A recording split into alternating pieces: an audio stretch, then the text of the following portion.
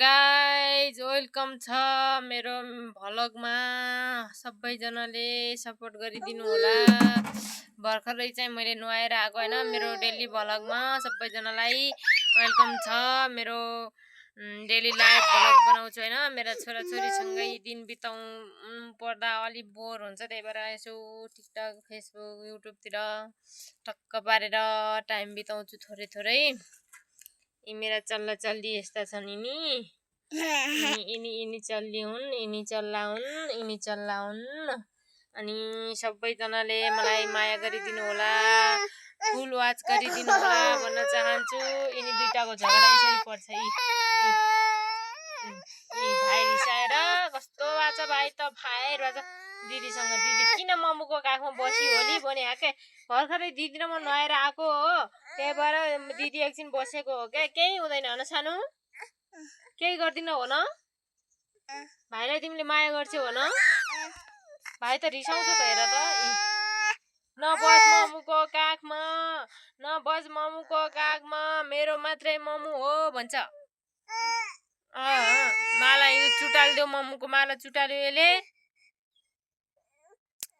अनि माला चुटालेर कस्तो नराम्रो भएछ। अनि कानमा टप पनि लाउँदिन मैले त धेरै। अनि यिनी दुईटाको हानाहान हुन्छ। अनि मेरो काम त यसरी अब जान्छ मेरो दिन। रुँदै रुँदै हाँस्दै हाँस्दै अब छोरी रुन लागिहाली। छोरालाई सम्झाउने कि छोरीलाई सम्झाउने। अहिले चाहिँ हामीहरू बाख्रा ल्याउन जाने भनेर हिँडिरहेछौँ होइन। बाख्रा बिहान लगाएको थियौँ, त्यसको भिडियो चाहिँ बनाएनौँ। अहिले चाहिँ बाख्रा ल्याउन जाने भनेर हिँडिरहेछौँ।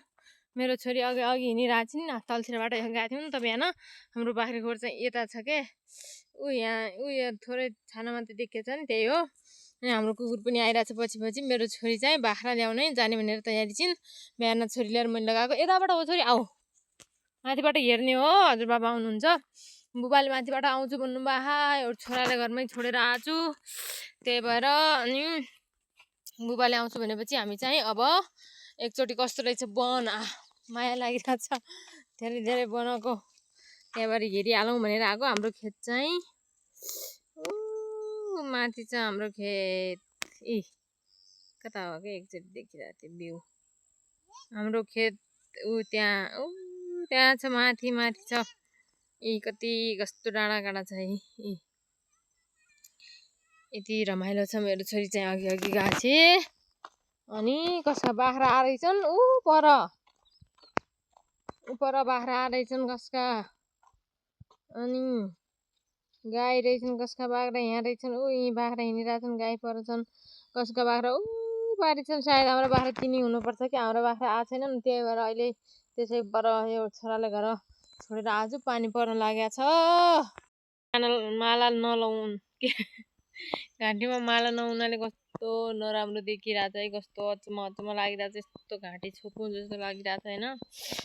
घाँटीको माला चुटालिदेऊ मैले आज, त्यही भएर अघि नआएको। कस्तो कस्तो लागिरहेछ घाँटीमा माला नभएपछि त कस्तो नराम्रो हुँदो रहेछ है। अब बजार पनि नजिक छैन। त्यो अर्काको माला घाँसेको थिएँ घाँस्न त, तर घाँसेको माला चाहिँ के लगाउनु भनेर मैले त्यो माला नलगाएर राखेको छु। अब बजार गएपछि कोही ल्याइ माग्न पर्ला।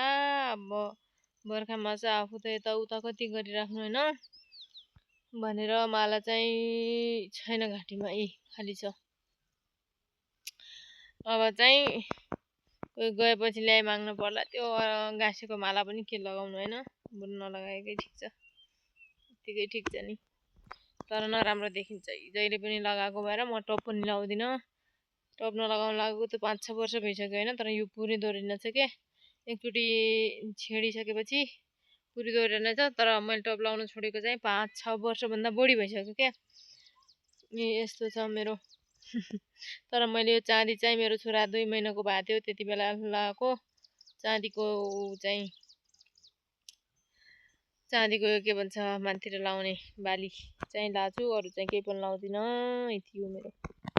हेरेको बाख्रा पनि आएको रहेनछन्। अब चाहिँ बुबा माथिबाट आउने रे, माथिबाट आउने रे, त्यसैले अब चाहिँ हामी घर गइहाल्छौँ। पानी पर्ला पर्ला जस्तो पनि भएको छ, तर घाम त लागेको छैन त, घाम लाग्ला जस्तो उज्यालो पनि भएको छ कतै कतै होइन।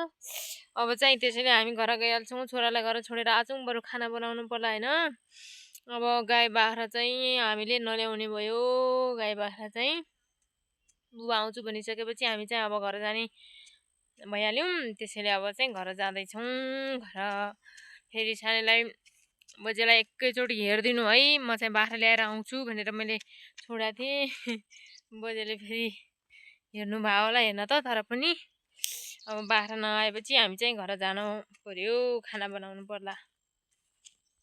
घर जाँदा जाँदै होइन आफ्नो वनको यति धेरै माया लाग्छ, यति धेरै माया लाग्छ यो डाँडा पाकामा खेलेको होइन।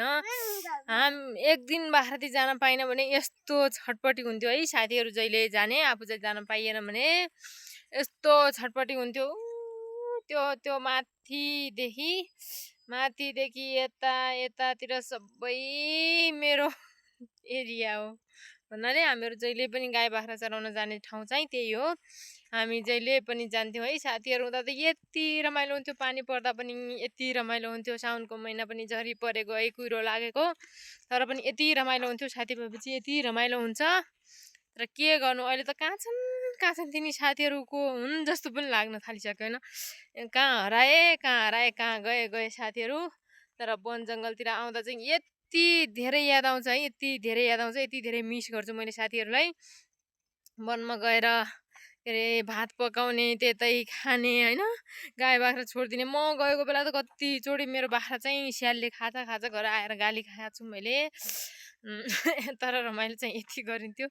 अब बाख्रा साख्रा खाए पनि खायो, त्यति बेला अलिकति पीडा त भयो होला, तर अहिले सम्झिँदा सबै रमाइलो लाग्छ कि यति रमाइलो गर्थेनौँ है हामीहरू। तर अहिले तिनी साथीहरू त कहाँ पुगे अब के गर्नु, यस्तै छ। जे भए पनि जहाँ भए पनि सुरक्षित छन्, त्यही खुसी छ होइन। आफ्नो आफ्नो ठाउँमा सबैजना खुसी छन्। तर पनि वनमा आउँदा त फेरि भेट भइदिया भए हुन्थ्यो जस्तो लाग्ने। कति याद आउँछ है बाख्राबाट होइन। बाख्रा साख्रा त नल्याएर आयौँ, तै पनि घर आउँदाखेरि चाहिँ हाम्रो घर चाहिँ यस्तो छ है, माइती घर। अनि त्यसपछि मेरो छोरो र बजे पनि यहाँ आउनु भएको रहेछ। अनि मेरो छोरो चाहिँ त्यहाँ बसिरहेछ होइन। सानो र अघि लागि आएको अनि चाहिँ हाम्रो वातावरण चाहिँ यस्तो छैन, वरिपरि यस्तो छ। अनि मेरो सानो चाहिँ यहाँ कपाल यसरी छोडिरहेको थिइन्। अनि त्यसपछि चाहिँ मेरो छोरो त्यहाँ चाहिँ पानी परेर यस्तो हैरान भएको थियो होइन। मेरा छोराछोरी चाहिँ यहाँ फत्याङ र भुतुङ। के छ खबर, के छ खबर हेर। भाइलाई यसले के असर गरी के, त्यही भएर रोइ मात्र रुने छैन मेरो सानो, हो कि नै? चक्कु ल्याइकन देख्यो के गर्छ, कपाल काट्छु भने कपाल काट्न नदिएर मोमोलाई अहिले आफूले के गर्न लाछे। यस्तै फटा छ यो केटी त, यस्तै फटा छ मेरो छोरी। गाईजहरू यति भन्दै आजको लागि मेरो मिनी ब्लग पनि समाप्त हुन्छ। सबैजनाले लास्टसम्म हेरिदिनु भएको छ भने सबैजनालाई धेरै धेरै धन्यवाद। सब्सक्राइब पनि गरिदिनु होला भन्न चाहन्छु। By by.